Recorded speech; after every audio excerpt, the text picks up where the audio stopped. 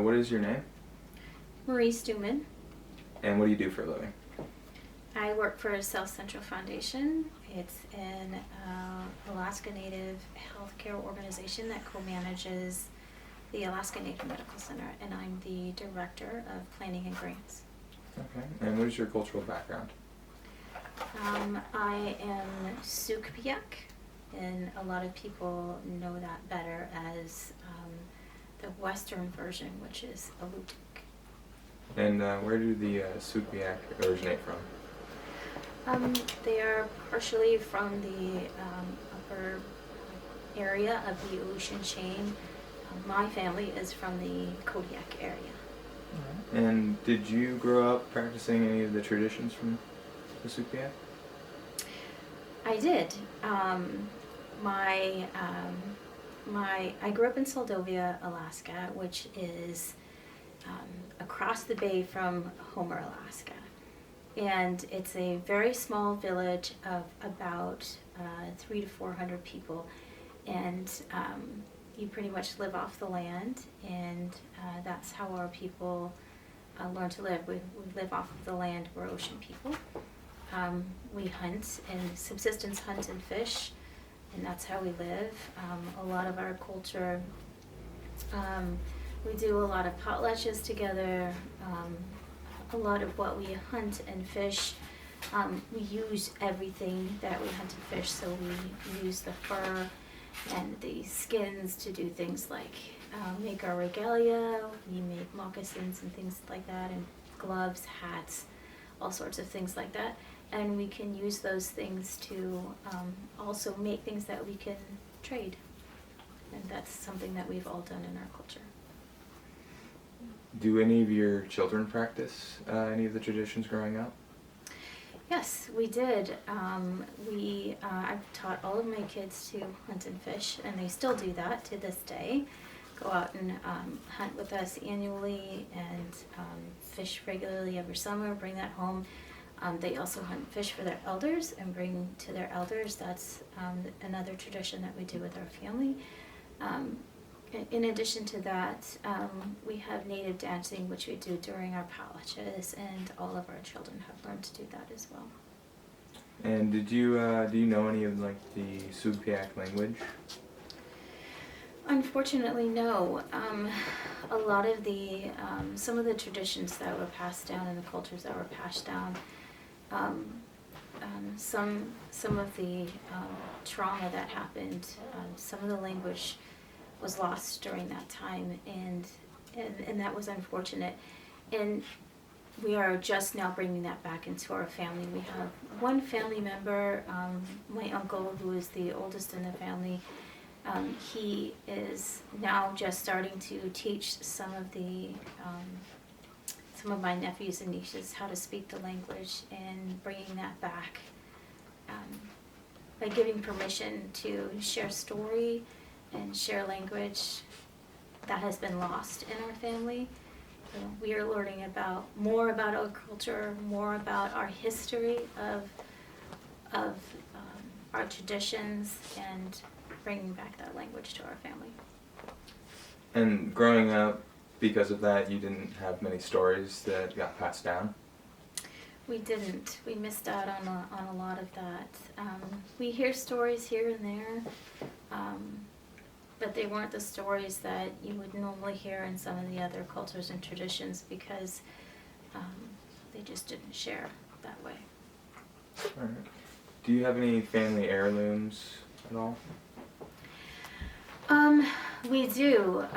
We have passed down a lot of the things like with our dance. We have dance fans. We have our regalia, which is made out of our everything is made out of the things that we hunt and fish. So this is made out of the moose, the bottom of the mooses. That's what that's made out of. The grass is from the land that we are on. The fur is from sea otters and seal. Our regalia is made out of the skin of the animals, and the fur and the beads that come off of it, those are all made. Everything is made from the land, which is really beautiful. And a lot of it we do as a family. So my regalia was made by my aunt. My family members hunted the animals for the fur that was on it, and my elders beaded the beads that are hanging off of it. So those kind of things were all passed down.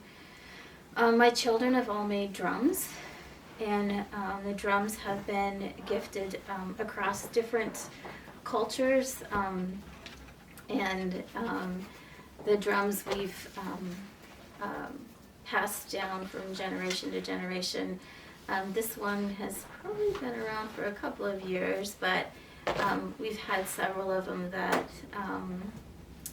have been around for several years. This is also made out of hide, and the sinew that ties the drums together in the back is also made out of hide, stomach lining. So we have things like that that are passed down as well across the generations, and we teach them how to make it. And we've held entire youth camps where we show the kids how to make these as well, so they can continue to pass that on.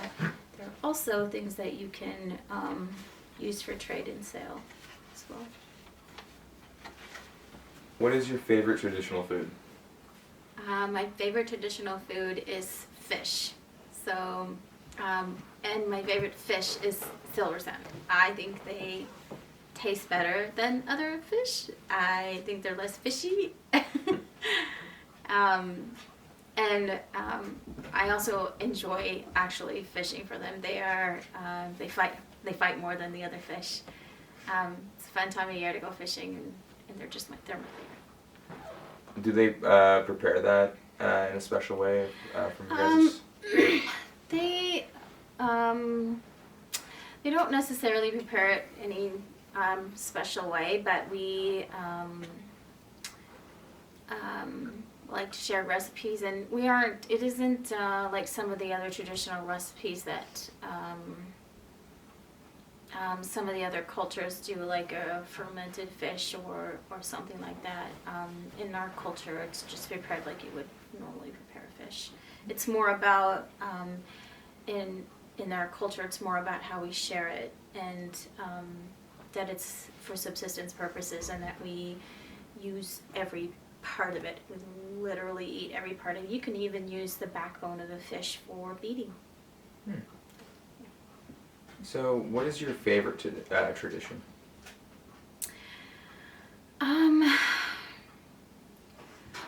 Probably, I don't know that I could say that I have one just favorite tradition. The cuspuk that I'm wearing, I don't really make cuspuks, but I actually made this cuspuk. We have and this is the way that this cuspuk is made, because every cuspuk is not the same. The way that this cuspuk is made and the way that it's layered across my neck and everything is actually our cultural way of making them. Every one of them is a little bit different, and you can tell by the way that they're made which culture it's actually from. And I wanted to make one in my own traditional way and learn how to make them for my culture. And so it was really fun for me to learn that when I was learning about my culture, and I got to actually learn it with a group of kids, which was really fun for me. So that was probably one of the most fun things that I learned to do. Probably the best one, though, that I've experienced is dance. So one of the things that was taken from us was our dance. We were told by the people who came into our village that dancing wasn't something that was a sin, and so we were told not to do that. Our ancestors were told not to do that, and as we brought back our traditions and our cultures, dance was brought back, and especially with my generation, because my parents' generation lost that. We've been able to celebrate that, and that's one thing that I have thoroughly enjoyed, and find the most joy from. All right. What do you find the most fulfilling in learning about your culture? I think the most fulfilling for me has been being able to pass that on. One of the things that I've really enjoyed about working where I do is I've gotten a chance to pass on the things that I've learned. I've not only learned so much about my own culture and heritage from my family that's there and the family that I've gained there, but I've been able to pass that on. We have a youth program where there's 60 youth in the summer and 10 to 12 youth in the winter.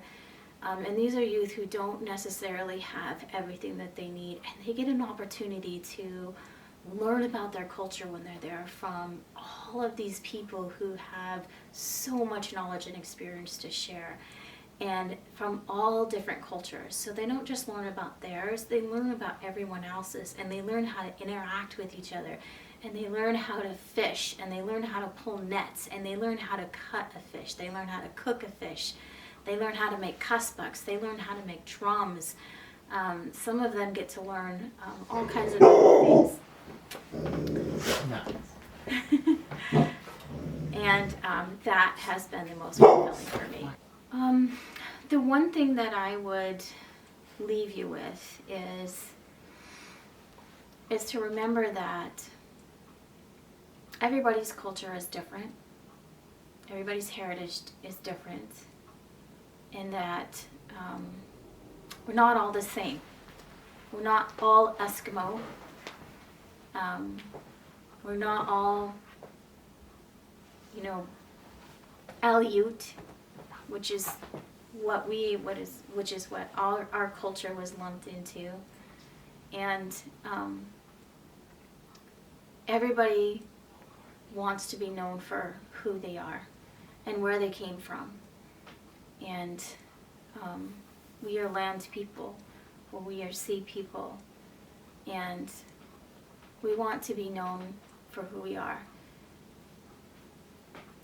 When you're getting to know those people, you need to learn to respect who they are, honor their traditions, give them space, and get to know them. Because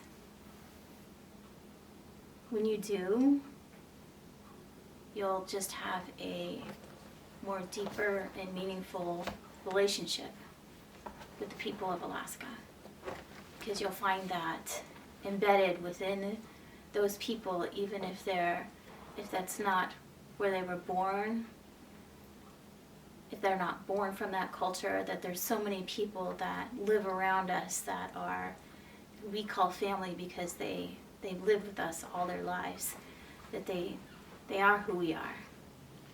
And